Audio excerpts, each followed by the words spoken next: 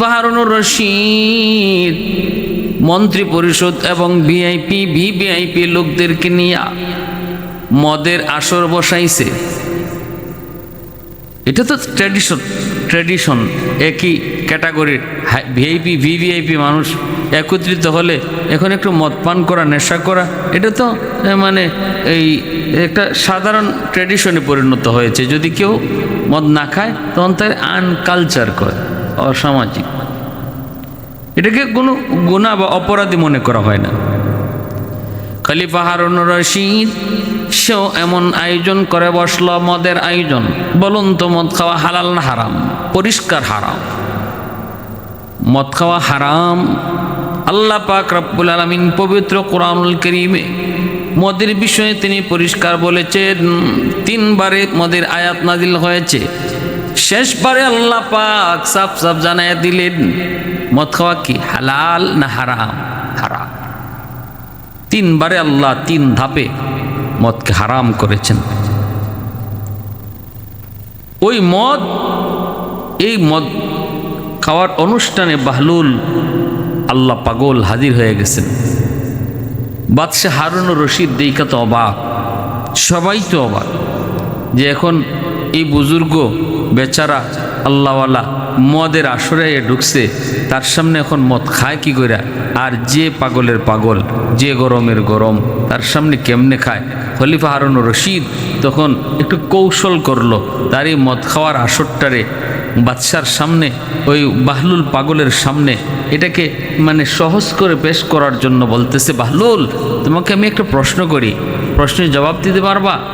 ওই মদ যে খাইতেছে সবার হাতে যে মদের বোতল, বাহলুল আল্লাহ পাগল তিনি কিছু বলার আগেই বাদশাহ প্রশ্ন করে বসলো। প্রশ্নটা হলো, বাহলুল বলো তো, কেউ যদি আঙ্গুর খায় এটা কি অপরাধ নাকি? বাহলুল বলেন, অসম্ভব, অপরাধ হতেই পারে না। কেন অপরাধ হবে? আঙ্গুর খাওয়া তো অপরাধ নয়। তারপরে বাদশাহ কই, আঙ্গুর খাওয়ার পরে যদি পানি পান করে এটা কি অপরাধ? কয় না। কয়েকবার তোমাকে বলি, আঙ্গুর আর পানি পান করার পর একজন মানুষ অনেকক্ষণ যদি রৌদ্রে দাঁড়ায় থাকে এটা কি অপরাধ? কয় না, অপরাধ না, যতক্ষণ খুশি রৌদ্রে দাঁড়ায় থাকবে। বাদশাহ হারুনুর রশিদ এইবার সে কথা বলার সুযোগ পেয়ে গেল। ডাক দিয়ে বলতেছে, ও বাহলুল, তাহলে তুমি বলো, এই যে আমাদের হাতে দেখতেছো মদ, এই মদটা কিন্তু আঙ্গুর আর পানি দিয়েই বানানো হয়েছে। আঙ্গুর আর পানিকে অনেকক্ষণ অনেক দিন রৌদ্রে এরকমভাবে তাপ লাগানোর পর এই আঙ্গুরটা এই পানিটার মিশ্রণের পর জাল দেওয়ার পরে সেটা মদ হয়। তুমি তো নিজেই বলেছো আঙ্গুর খাওয়া দোষ নয়, পানি পান করাও দোষ নয়। আর আঙ্গুর পানি খাইয়া একজন মানুষ যদি রৌদ্রে দাঁড়ায় তাপ নেয় এটাও দোষ নয়। তাহলে মদ তো এই 3 জিনিসের সমন্বয়ের নামই, তাহলে কেন মদ খাওয়া হারাম হবে? বাহলুল আল্লাহ পাগল। বাদশাহ মনে করেছে বাহলুলকে আটকায় দিয়েছি, এইবার বাহলুল কোনো জবাব দিতে পারবে না। কিন্তু বাহলুল বলতেছে, বাদশাহ জাহাপনা, আমি আপনার প্রশ্নের জবাব পরে দেই, আগে আপনি আমার প্রশ্নের জবাব দিতে পারবেননি বলেন। কি প্রশ্ন? আমার প্রশ্ন হলো, একজন মানুষের মাথায় যদি ওই যে মাটির ধুলা মাটি যদি কারো মাথায় রাখা হয় সে কি ব্যথা পাবে? বাদশাহ কয়, না, মাথায় যদি ধুলাবালি রাখা হয় ব্যথা কেন পাবে? কয়, বুঝলাম, এইবার ধুলাবালি রাখার পরে ব্যথা পাবে না, হয়তো মাথাটা নোংরা হবে।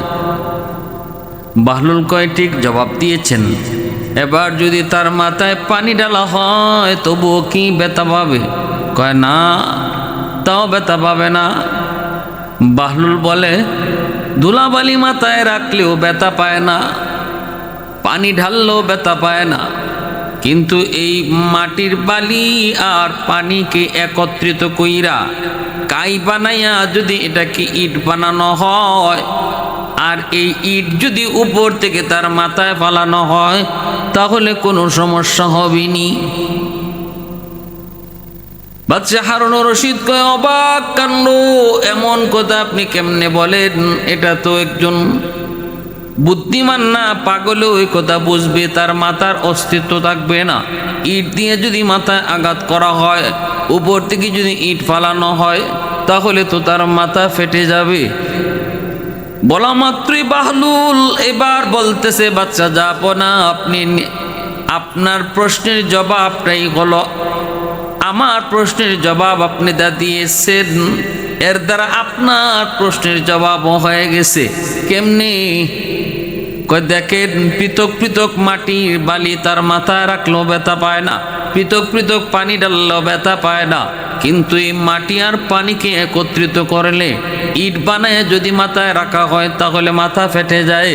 তাহলে বোঝা গেল পৃথক পৃথকে কোনো দোষ নাই, একত্রিত করলে পরে বিপদ।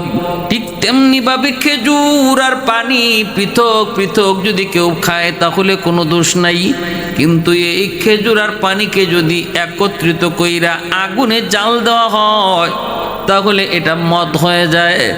এটাই শরীয়তে আল্লাহ হারাম ঘোষণা করেছে। এই মদ খাইলেই তার নেশা হয়। উপস্থিত পুরা মজলিস অবাক হয়ে গেল। একজন মানুষ দেখতে পাগল, কিন্তু তার মাথায় কি পরিমাণ জ্ঞান। বাদশাহ সাথে সাথে মদের বোতল হাত থেকে ফালাই দিল। যত ভিআইপি মন্ত্রী মিনিস্টার ছিল, সবাই যার যার হাত থেকে মদের বোতল ফালাই দিল। ভাইরা বন্ধুরা, এই বাদশাহ হারুন রশিদের দরবারে প্রায় বাহলুল পাগল আসা যাওয়া করতেন। প্রায় তিনি আসতেন। বাদশাহ ওনাকে মূল্যায়ন করত, সব কথা মানত না, কিন্তু খেপাইতো না, বেয়াদবি করতো না। চালাক, বেয়াদবি করতো না, কিন্তু আসতে দিত, বসতে দিত, কথাও শুনতো, মজাও নিত। এক ভরা মজলিসের ভিতরে মন্ত্রী মিনিস্টার সব। এই অবস্থায় একদিন বাহলুল সবার সামনে খুব দ্রুত একদম বাদশার পাশের চেয়ারে এসে বসে গেছে। সবাই তো অবাক হয়ে গেছে, এত বড় একটা জরুরি মিটিং আর মজলিসের মধ্যে বাহলুল পাগল বাদশার কাছে এসে বসা। বাদশার প্রেস্টিজে লাগলো। বাদশাহ খুব মর্মাহত হলো, বাদশাহ খুব চিন্তায় পড়ল, এখন কি করে, ইজ্জত গেছে। বাদশাহ তখন বলতেছে, বাহলুল তুমি এই মজলিসে এসে এইভাবে বসছো, ঠিক আছে, তোমার এই বসা অবস্থায় তোমার এখানেই রাখা হবে, তুমি তোমার নিজ জায়গায়ই বসছো, তুমি তোমার ঠিক জায়গাতেই বসছো। যদি তুমি আমার একটা প্রশ্নের জবাব দিতে পারো, আর যদি প্রশ্নের জবাব দিতে না পারো, তাহলে এই বসার অপরাধে তোমাকে একটা শাস্তি দেওয়া হবে। সেই শাস্তিটা হলো, তোমার এই দাড়ি মুন্ডায়া তোমার এই গাদার উপরে সোয়ার কইরা শহর ঘোরানো হবে, প্রশ্নের জবাব যদি দিতে না পারো।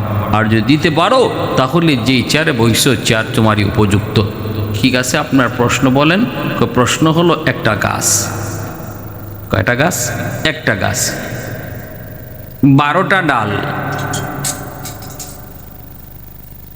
30টা করে, প্রতি ডালে 30টা করে পাতা, প্রতি পাতার এপাশ ওপাশ, এক পাশ অন্ধকার আর এক পাশ আলোকিত।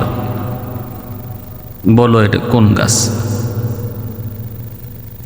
এমন প্রশ্ন কখনো কোনোদিন মন্ত্রী মিনিস্টাররাও শুনে নাই। সবার মনের ভিতরে আশ্চর্য, সবাই তো অবাক, প্রত্যেকে শিওর হয়ে গেছে বাহলুল এইবার আটকে যাবে। এমন কোন গাছ, যেই গাছ 12টা ডাল, প্রতিটা ডালের মধ্যে 30টা করে পাতা, প্রতিটা পাতার এপাশ ওপাশ অন্ধকার আর এক পাশ আলোকিত। নীরব নিস্তব্ধ, হাউজের ভিতরে কোনো কথা নাই।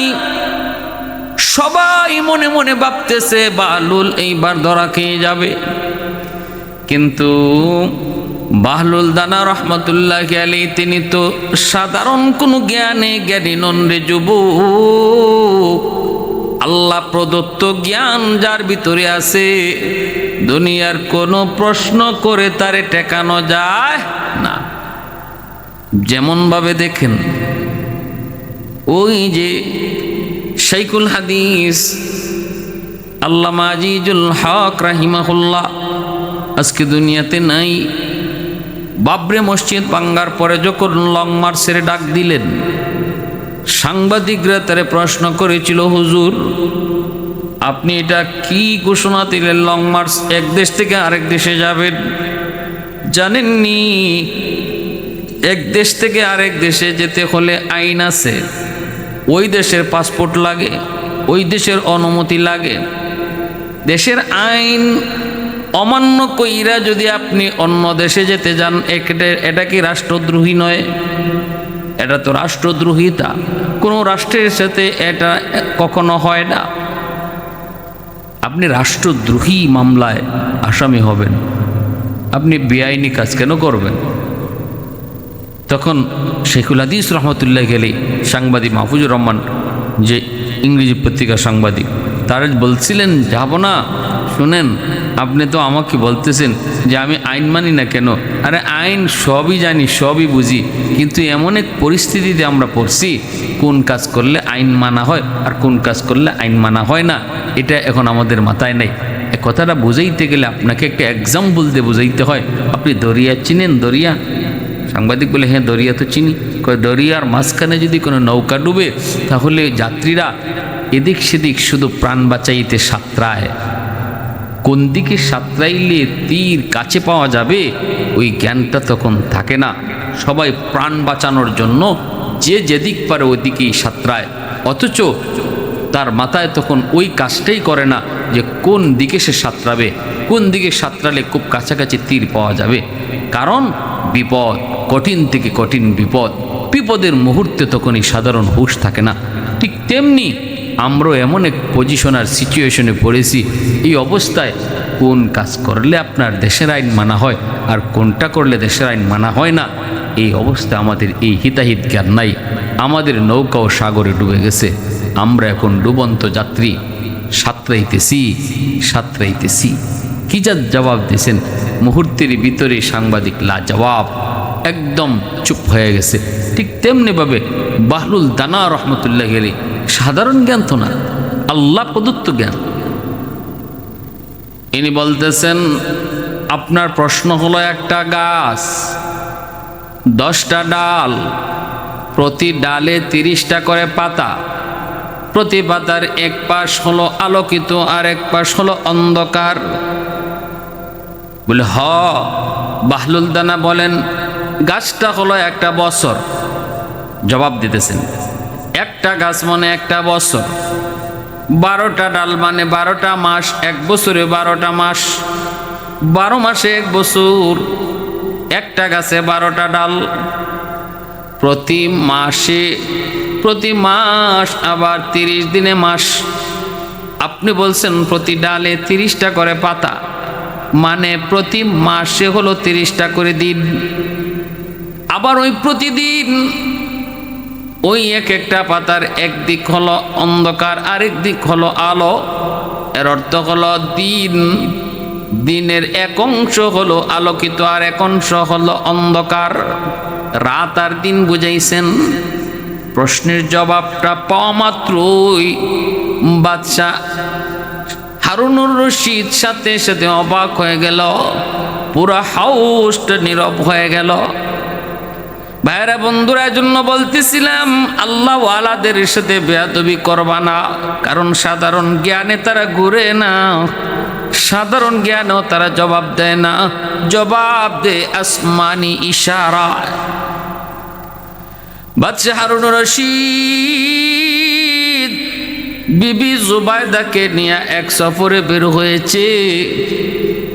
ইরাকের মরুভূমি দিয়ে যাচ্ছে, হঠাৎ করে দেখতে পেল মরুভূমিতে বালু জমায়া জমায়া। বাহলুল পাগল, তিনি ঘর বানায়। বাদশাহ হারুনুর রশিদ যায় বলতেছে, এরে বাহলুল কি করো? কই বালু দিয়া ঘর বানাই। কই ঘর বানায় কি করবা? কই ঘর বানায় ঘর বেসমু। কৌকে তুমি এই ঘর কিনবো কেডায়? বাহলুল কয়, যেই কিনবো তার জন্যই জান্নাতে একটা ঘর সে পাইব। আমার দেওয়া এই বালুতে বানানো ঘর যে কিনবো, আমি দোয়া করব আল্লাহ তারে জান্নাতে একটা ঘর দিব, আর আমার এই বালুতে বানানো ঘরের দাম হলো 1 দিনার। বাদশাহ হারুন রশিদ নীরব নিস্তব্ধ হয়ে চলে যাচ্ছে, কোনো জবাব নাই, মুচকি হাসি দিয়া চলে গেল। পিছনে আসতেছে হারুন রশিদের বিবি জুবায়দা। ওই জুবায়দা যখন আইসা দেখতেছে বাহলুল ঘর বানায়, জুবায়দা ডাক দিয়ে বলতেছে, রে বাহলুল কি করো? কই বালু দিয়া ঘর বানাই। কেন বানাও? কই ঘর বেসমু। বেচলে কি হইব? কই জান্নাতে ঘর পাইব। দাম কত তোমার এই বালুর ঘরের? কই 1 দিনার। নাও 1 দিনার। এই 1 দিনার দিয়ে জুবায়দা ঘর কিনে নিয়ে গেছে। ভাইরা বন্ধুরা, ওই রাত্রে বাচ্চা হারুন রশিদ বিবিকে নিয়ে ঘুমাইলো, স্বপ্ন যুগে দেখতে পেয়েছে জান্নাত, জান্নাতের ভিতরে সে ঘুরতেছে। এত দামি একটা ঘর, ওই ঘর দেখা বাদশা বড় অবাক, এত সুন্দর। কাছে গেল, ঘরের যায় দেখে তার বিবির নাম লেখা জুবায়দা, জুবায়দা ভিলা, জান্নাতের উপরে লেখা জুবায়দা ভিলা। বাদশাহ হারুন রশিদ বিবি সাহেবের ঘর দেখে সে ঢুকতে চাইলো, সাথে সাথে গারোয়ান আটকায় দিয়া কয়, থামেন, এই ঘরে ঢুকবেন না, এটা আপনার না, এই ঘরটা তো আপনার না, এখানে কেন দাঁড়াইছেন? আপনি তাড়াতাড়ি বের হন। কয়টা তো আমার বিবির ঘর, আমার বিবির ঘরে আমি ঢুকবো, এখানে অনুমতি কিসের? বিবির ঘরে ঢুকবো, অনুমতি কিসের? এই কথা বলা মাত্রই বাদশাহ হারুন রশিদ যখন কইছে, না আমি তো আমার বিবির ঘরে ঢুকবো, দারোয়ান কয়, সাবধান, আপনি এটা বিবির ঘর কইয়া চালাইতে পারবেন না। বিবির ঘর কইয়া চালানোর দিন হলো দুনিয়া, আর এটা হলো আখেরাত। আখেরাতে কেউ কারো ঘরে ঢুকতে পারে না। আখেরাত যার ঘর সেই ঢুকবে আমলের বদৌলতে। দুনিয়ার জগতে হলো বাপের ঘরে ছেলে ঢুকে, ছেলের ঘরে বাপ ঢুকে, স্ত্রীর ঘরে স্বামী ঢুকে, স্বামীর ঘরে স্ত্রী ঢুকে। কিন্তু এখানে না, এখানে যার যার ঘরে ঢুকতে হবে। বাদশাহ হারুন রশিদ অবাক, ঘুম ভেঙে গেল, টের পাইলেন, বুঝতে পারলেন ওই যে বাহলুলের কাছ থেকে আমার বিবি একটা ঘর কিনেছে, ওই ঘরটা কেনার কারণেই সে জান্নাতে ঘর পেয়েছে। কথা তো ঠিক, বাহলুল যা বলেছিল জান্নাতে ঘর দেবে, আমার স্ত্রী জুবায়দা তো ঘর পেয়ে গেল। কিন্তু আমি তো হতবাগা, দুর্ভাগা। সকালবেলা উইটেই বাদশা দ্রুত বাহলুলকে খুঁজতে লাগলো, পেয়ে গেল। ওই দিনও সে এরকম বালু দিয়া ঘর বানায়। বাদশা যায় বলতেছে, রে বাহলুল, ও বাহলুল, একটা ঘর আমি কিনতে চাই, আমাকে একটা ঘর তুমি দিবানি, আমি কিনব। কয় ঠিক আছে, নেন, নিতে পারেন, আমি তো ঘর বানাইতেছি বিক্রি করার জন্য। কিনে যখন 1 দিনার দিতে চায়, বাহলুল কয়, কি করো, মজাক করো নাকি, ঠাট্টা করো নাকি? কয় কি হয়েছে? কয় আমার এই একটা ঘরের দাম হলো তামাম দুনিয়ার যত সম্পদ, সব সম্পদ এক জায়গায়, আর আমার এই ঘরের দাম হলো এক জায়গায়। বাদশাহ হারুন রশিদ অবাক হয়ে বলতেছে, রে বাহলুল, তুই না গতকাল কি বললি 1 দিনারের বিনিময়ে এই ঘর? বাদশাহ যখন এই কথা বলে তখনই বাহলুল কয়, রে বাদশাহ শোনো, এই 1 দিনার দাম ছিল ততক্ষণ যতক্ষণ এই ঘরের প্রকৃত মূল্য তুমি জানতায় না, বুঝতায় না। তখন ছিল এই ঘরের মূল্য 1 দিনার, কিন্তু এখন তুমি এসেছো যাই না শুই না দেখা তুমি এসেছো, যার কারণে এই ঘরের দাম আর 1 দিনার নয়। এখন তুমি জানি না শূন্য আইসো, স্বপ্নে দেখা শূন্য তুমি আইসো, এজন্য এই ঘরের মূল্য এখন তামাম দুনিয়ার সমস্ত সম্পদ। ভাইরা বন্ধুরা, জন্য বলতেছিলাম, আল্লাহওয়ালারা সাধারণ কোনো বিষয় নয়। আমি আপনি মনে করব আল্লাহওয়ালাদের কথা অল্প, আল্লাহওয়ালাদের বিষয়টা অল্প, কিন্তু এর রহস্য অনেক গভীর। मैं तौलिबे मौला हूँ मेरे इश्क़ निराला,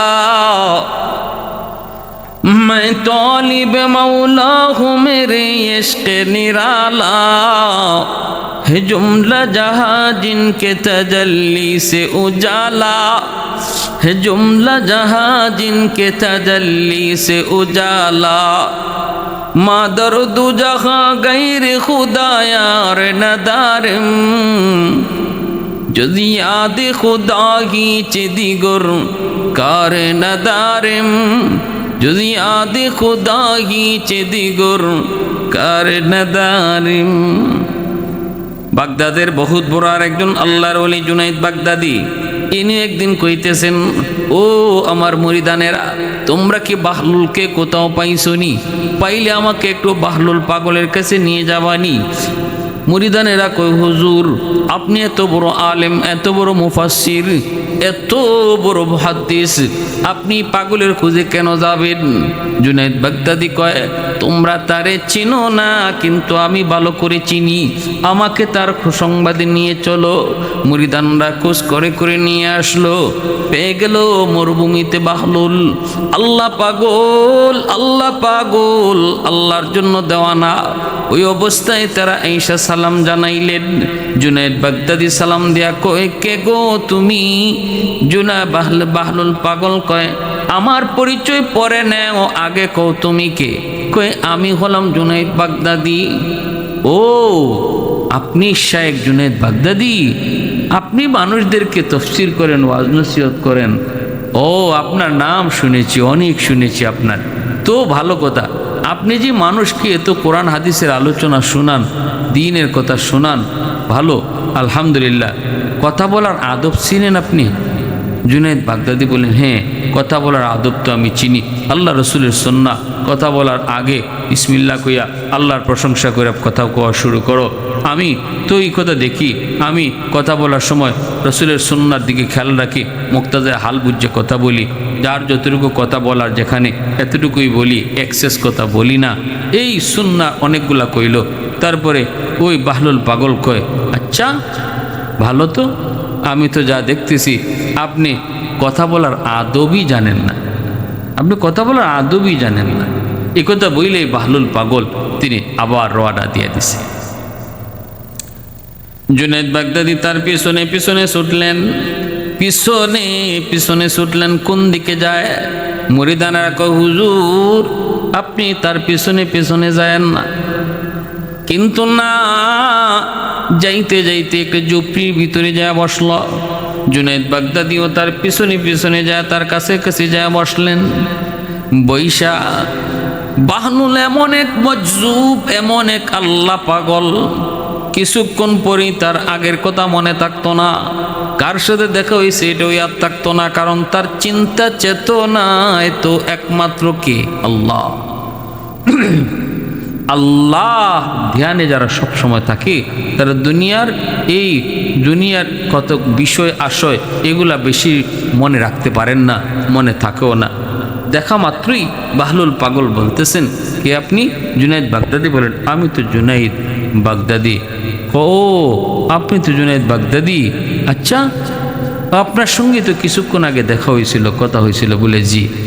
আপনি তো মানুষদেরকে ওয়াজ নসিহত করেন, আপনি তো মানুষদেরকে নসিহত করেন, ভালো কথা না? তো আপনি কি খাওয়ানোর আদব জানেন? জুনাইদ বাগদাদি বলে, হ্যাঁ খাওয়ানোর আদব তো আমি জানি। আল্লাহ রসুল সাল্লাল্লাহু আলাইহি ওয়াসাল্লামের সুন্নাহ, বিসমিল্লাহ বলে খাওয়া শুরু করো, তারপরে হ্যাঁ ডান হাতে খানা শুরু করো, নিজের কাছের জিনিস আগে খাও, আরেকজনের খানার দিকে হাত দিও না। এই সমস্ত বিষয়গুলো কইতেছেন। তখন বাহলুল আল্লাহর পাগল তিনি বলতেছেন, আমি তো দেখি আপনি খাওয়ানোর আদবও জানেন না। এই কথা বইলে আবার তিনি হাঁটা শুরু করলেন। মুরিদানেরা কয়, হুজুর এই পাগলের পিছে আর বইরেন না, আপনি চলেন, আমরা চলে যাই। জুনাইদ বাগদাদি কই, তোরা বুঝবি না, আমি বুঝেছি, আমি চিনেছি, আমার বুঝতে হবে, আমার আরো কিছু জানতে হবে। পিছনে পিছনে আবার গেলেন, আবারও কাছে যায় ধরলেন আর জিজ্ঞেস করলেন, কে আপনি? কয়, আমি জুনাইদ। ও আপনার সাথে তো আবারও দেখা হয়েছিল, ঠিক আছে বলেন তো আপনি ঘুমের আদব জানেননি? কহ, জানি তো, আল্লাহর নাম লইয়া ঘুমাবো, ডান করোটে ঘুমাবো, হ্যাঁ, আবার এই ঘুমের যত আদব আছে সুন্নাহ আছে কইল। বাহলুল পাগল কয়, আপনি তো দেখি ঘুমের আদবও জানেন না। জুনাইদ বাগদাদি আর তখন ছাড়লেন না, চাপ দিয়ে ধরে বললেন, হজরত আমি কিচ্ছুই জানি না, আমি কিচ্ছুই জানি না, আপনি আমারে কোন খাওনের আদব কি, কথা বলার আদব কি, ঘুমের আদব কি, আপনি আমার একটু কোন। বাহলুল তখন বলতেছে খাওনের আদব এক নাম্বার হলো হালাল রিজিক খাওয়া। আপনার রিজিক যদি হালাল হয় তবেই তো আপনি খাওয়ানোর সময় বিসমিল্লাহ বলা, ডাইন হাতে খানা খাওয়া, সামনের দিকে খানা খাওয়া, এগুলা সব ঠিক মতো সার্থক হবে। আর যদি খাওনটাই হালাল না হয়, আপনি সুন্নত মানে লাভ হইব কি? আপনার ডান হাত আগে ব্যবহার করলেই হইব কি? বিসমিল্লাহ বললেই হইব কি? 2 নম্বর আপনার ঘুমের আদব, কথা বলার আদব। কথা বলার আদব যে কথা বলার সময় 1 নম্বরে খেয়াল রাখতে হবে যে আমার সব কথা একমাত্র আল্লাহকে রাজি আর খুশি করার জন্য। যদি দুনিয়ার জন্য কোনো কথা হয়ে থাকে তাহলে আমি এই কথা বলার সময় যত আদবই রক্ষা করি না কেন, আমার এই কথায় কোনো লাভ হবে না, ফায়দা হবে না, বিপদ আসবে। আর যদি কথাটা আল্লাহর জন্য কয়ে থাকি তাহলে এই কথা আমার নাজাত হবে। 3 নম্বর ঘুমাবো কেমনে? ঘুমের সময় আপনি যত আদব বলেছেন এই আদবগুলো তখনই সার্থক হবে, তখনই কার্যকর হবে যখন একজন মানুষ ঘুমাবার সময় তার দিলের ভিতরে সারাদিনে যত হিংসা বিদ্বেষ ছিল, কারোর প্রতি আক্রোশ ছিল, সব কিছু অন্তর থেকে যখন ধুয়ে মুছে পরিষ্কার করে ফেলবে, দিলটারে সাফ সাফ করে ফেলবে, তখন দিলের ভিতর যখন পরিষ্কার হয়ে যাবে, কারোর প্রতি কোনো হিংসা বিদ্বেষ থাকবে না, তখন তার ঘুমের আদব প্লাস হবে। এজন্য ঘুমের 1 নম্বর আদব হলো ঘুমানোর সময় দিলটারে একদম পরিষ্কার করা।